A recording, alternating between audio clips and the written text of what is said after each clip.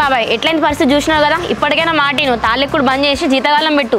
ఏం కా బిడ్డ ఏ చేసినా నీ పెళ్లి వరకే. నీ పెళ్లి అయిందంటే మొత్తం బంద్ పెడతా. నీతో వచ్చింది ఏదే నాన్న, నేను నీ ఆరోగ్యం గురించి మాట్లాడుతుంటే నా పెళ్లికి ఇళ్ళని మాట్లాడుతున్నావు. ఫస్ట్ చెప్పింది నేను ఇంతే కానీ బిడ్డ తలకన చాయ్ తీసుకురా. ఇప్పుడు నాకు ఏం కాదు బిడ్డ అనుకుంటే మన తలకాయ మొత్తం ఛాయ్ ఏమంటాను అనే ఏందో ఏమో నువ్వు అంతా.